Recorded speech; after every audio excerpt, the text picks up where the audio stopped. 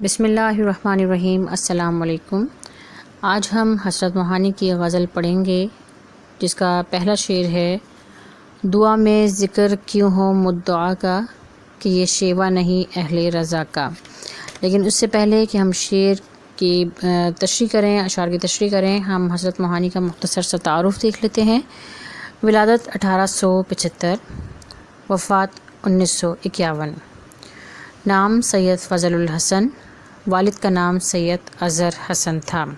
سلسلہ نسب حضرت امام علی موسیٰ کاظم سے ملتا ہے۔ موہان ہندوستان میں پیدا ہوئے، میٹرک وہیں سے کیا، پھر BA مسلم یونیورسٹی علی گڑھ سے کیا۔ تحریک آزادی میں بڑھ چڑھ کر حصہ لیا، اس لیے باغی قرار دیے گئے اور کئی بار جیل بھی جانا پڑا۔ آپ حق گو یعنی سچی بات کرنے والے، سچائی پر بات کرنے والے، حق کی بات کرنے والے، بے باک اور درویش مزاج انسان تھے۔ بے باک کا مطلب ہوتا ہے نڈر، بہادر، یعنی کوئی کام بھی کر جانے والا، اور درویش مزاج یعنی سادگی، جن کے اس میں مزاج میں سادگی تھی۔ سیاست میں حصہ لینے کے ساتھ ساتھ شعر و ادب کی خدمت بھی کی۔ آپ کا انتقال لکھنؤ میں ہوا۔ حسرت موہانی جدید انداز غزل کے شاعر تھے۔ انہوں نے غزل میں ایک جدت پیدا کر دی، یعنی کہ ایک نیا انداز غزل میں لائے۔ صنف غزل کے حوالے سے ان کی شاندار خدمات کے سبب انہیں رئیس المتغزلین کہا جاتا ہے، یعنی رئیس ہوتا ہے بڑا، تو متغزلین یعنی غزل جو کہنے والے ہیں ان کا بڑا رئیس جیسے۔ آپ نے ایک رسالہ اردو معلیٰ جاری کیا۔ آپ کا کلام کلیات حسرت کے نام سے شائع ہو چکا ہے۔ نکات سخن آپ کی مشہور کتاب ہے۔ آئیے اب اشعار کی تشریح دیکھتے ہیں۔ تو حسرت موہانی کا پہلا شعر ہے: دعا میں ذکر کیوں ہو مدعا کا، کہ یہ شیوا نہیں اہل رضا کا۔ ذکر کیوں ہو مدعا کا مطلب ہوتا ہے کوئی غرض، کوئی حاجت، کوئی اپنی ضرورت، کسی چیز کا تقاضا کیا جائے۔ اور شیوا نہیں اہل رضا کا، اہل رضا ہوتے ہیں وہ لوگ جو ہر چیز پر راضی رہتے ہیں۔ تو اس میں اگر دیکھا جائے تو عشق حقیقی کی بات ہے کہ وہ یہ کہہ رہے ہیں کہ دعا میں ذکر کیوں ہو مدعا کا، کہ اگر ہم اللہ تعالیٰ سے اپنی دعاؤں کا اگر ہم ذکر کریں تو کیوں کریں، ہم اپنی حاجتوں کا ذکر کریں کیوں کریں، کیونکہ اللہ تعالیٰ ہماری تمام حاجتوں سے، تمام ضرورتوں سے واقف ہے۔ ہمیں کیا کرنا ہے کہ ہمیں اللہ کی رضا پر راضی رہنے والا ہونا چاہیے۔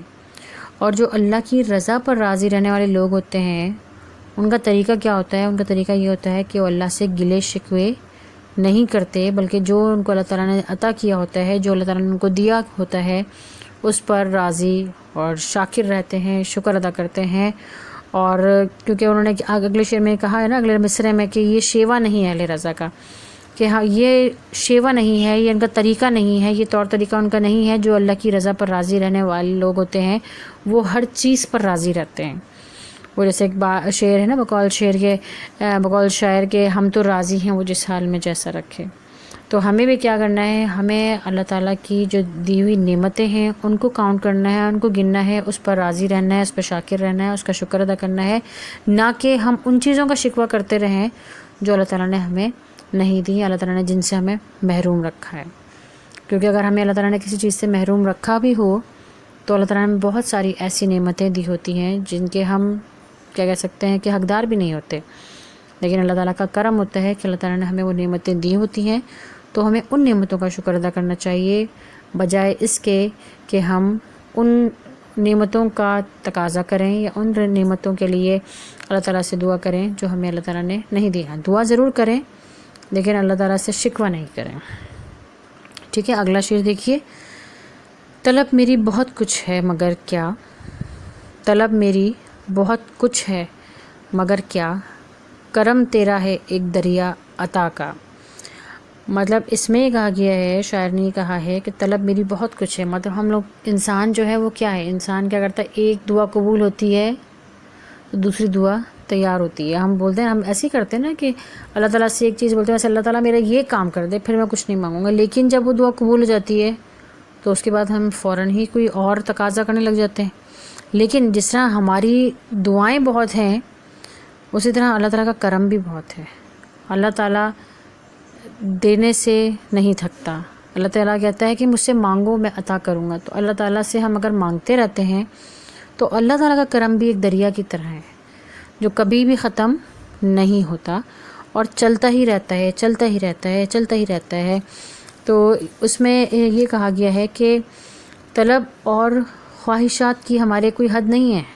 ہماری طلب اور خواہشات بے حساب ہیں، لیکن اللہ تعالیٰ کی عطا بھی بے حساب ہے. ہم مانگتے مانگتے تھک سکتے ہیں مگر اللہ رب العزت دیتے دیتے نہیں تھکتا، کیونکہ اللہ تعالیٰ کے رحم و کرم کا دریا جو ہے وہ ہر وقت موجیں مار رہا ہے. بلکہ اللہ تعالیٰ تو کہتا ہے کہ ہے کوئی مانگنے والا جسے میں عطا کروں. تو اللہ تعالیٰ تو اپنے بندوں سے چاہتا ہے کہ میرے بندے مجھ سے ہی مانگے، میں ان کو عطا کروں. ہم ہی مانگنے میں کوئی کمی کر دیتے ہیں. اب ہمیں یہ کرنا ہے کہ ہم نے اللہ تعالیٰ سے مانگنا ہے، کیونکہ اللہ ہی تو ہے جو دیتا بھی ہے خوشی سے اور کہتا بھی نہیں کسی سے. تو ہمیں اللہ سے مانگتے رہنا ہے، کیونکہ اللہ تعالیٰ کا دریا، اللہ تعالیٰ کی رحمت کا دریا جو ہے وہ بہہ رہا ہے، موجیں مار رہا ہے. ہم ہی مانگنے میں کمی اور کوتاہی کر دیتے ہیں. نثار ان پر ہوئے اچھے رہے ہم، تقاضا تھا یہی ہوئے وفا کا. نثار کا مطلب ہوتا ہے قربان ہو جانا، اور ان پر قربان ہوئے. کس پر قربان ہوئے؟ اللہ تعالیٰ کی راہ میں. اگر ہم نے سب کچھ لٹا دیا تو تبھی جو ہے ہم نے اپنے حق کی بندگی ادا کرنے کی کوشش کی. کیونکہ جو اللہ تعالیٰ کی راہ میں قربان ہو جاتے ہیں، جو اللہ تعالیٰ کی راہ میں نثار ہو جاتے ہیں، جو اپنا سب کچھ اللہ کی راہ میں لٹا دیتے ہیں، وہ مر کر بھی امر ہو جاتے ہیں. ان کو کوئی مار نہیں سکتا. ان کا نام رہتی دنیا تک قائم و دائم رہتا ہے. تو اس شعر میں شاعر جو ہیں وہ اللہ کی راہ میں سب کچھ لٹانے کی بات کر رہے ہیں اور کہہ رہے ہیں کہ اللہ تعالیٰ اور اس کے رسول صلی اللہ علیہ وآلہ وسلم کی محبت پر، ان کے نام پر اپنا سب کچھ لٹا دینے کا نام ہی اصل میں دین ہے. اور اگر ہم اپنا سب کچھ لٹا دیں تو کیا ہم حق ادا کر سکتے ہیں؟ وہ شعر ہے نا کہ جان دی ہوئی اسی کی تھی. حق تو یہ ہے کہ حق ادا نہ ہوا. یعنی کہ اگر ہم اللہ کی راہ میں جان بھی قربان کر دیں تو ہم نے اپنے پلے سے کیا دیا؟ جان بھی تو اللہ ہی کی امانت ہے. تو اگر ہم نے دے دی تو ہم نے کون سا تیر مارا؟ لیکن پھر بھی ہم نے حق بندگی کا ادا نہیں کیا. تو اللہ تعالیٰ جو خاص بندے ہوتے ہیں ان کو چن لیتا ہے کہ وہ اللہ کی راہ میں اپنا سب کچھ قربان کر دیتے ہیں. یہ ہر کسی کے بس کی بات نہیں ہے. یہ انہی کے بس کی بات ہے جن کی عادت ہی وفا کرنے کی ہوتی ہے. اور وعدے کی پاسداری اور وفا کرنے کا طریقہ ہمیں اسلام نے ہی سکھایا ہے. اور ہماری بھلائی کس میں ہے؟ ہماری بھلائی اسی میں ہے کہ ہم اللہ اور اس کے رسول صلی اللہ علیہ وآلہ وسلم کی محبت میں اپنا سب کچھ قربان کر دیں. اور اگر ہم اپنا سب کچھ قربان کر دیتے ہیں تو تقاضا بھی ہمارا یہی ہے. ہمارا دین ہم سے یہی تقاضا کرتا ہے کہ ہماری کوئی خواہشات نہیں ہے. ہماری خواہشات وہ ہونی چاہیے جو ہمارے آقا نے، جو ہمارے اللہ نے، جو محمد صلی اللہ علیہ وسلم نے ہمیں بتائی ہیں. اگر ہماری خواہشات اس کے مطابق ہیں جو اللہ کا دین کہتا ہے، جو قرآن میں ہے، تو ہم مسلمان ہیں. اگر ہماری خواہشات اس کے مطابق نہیں ہے تو ہم مسلمان کہلانے کے بھی لائق نہیں ہیں. تو اگر ہم ان پر نثار ہو گئے، اگر ہم ان پر قربان ہو گئے تو تبھی ہم اچھے رہیں گے، ورنہ ہم مسلمان بھی کہلانے کے قابل نہیں ہیں. اب اگلا شعر دیکھتے ہیں، نمبر 4. گناہ گاروں چلو عفو الہی. گناہ گاروں چلو عفو الہی، بہت مشتاق ہے عرض خطا کا. تو گناہ گاروں سے اس میں شاعر جو ہے مخاطب ہیں اور وہ یہ کہہ رہے ہیں کہ چلو عفو الہی. عفو مطلب ہوتا ہے درگزر کرنے والا، معافی مطلب دینے والا، ٹھیک ہے.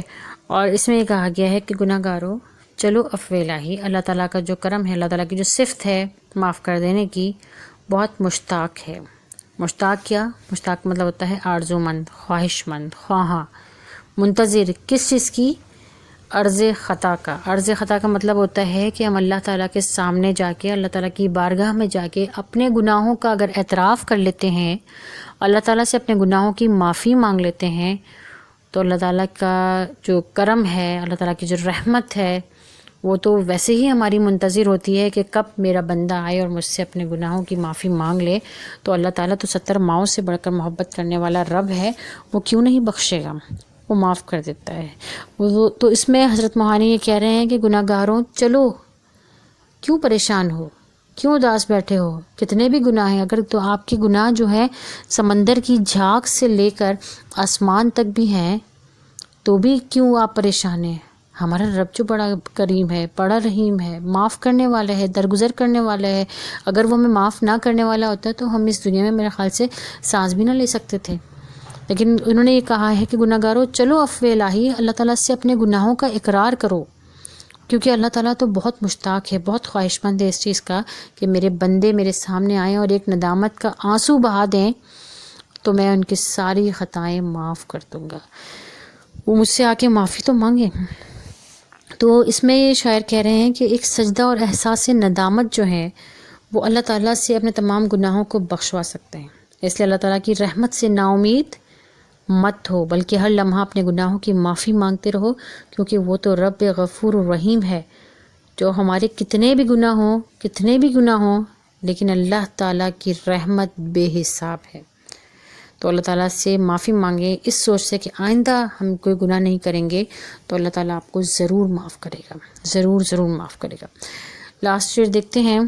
جفا کو بھی وفا سمجھو کہ حسرت، جفا کو بھی وفا سمجھو کہ حسرت، تمہیں حق ان سے کیا چونو چرا کا۔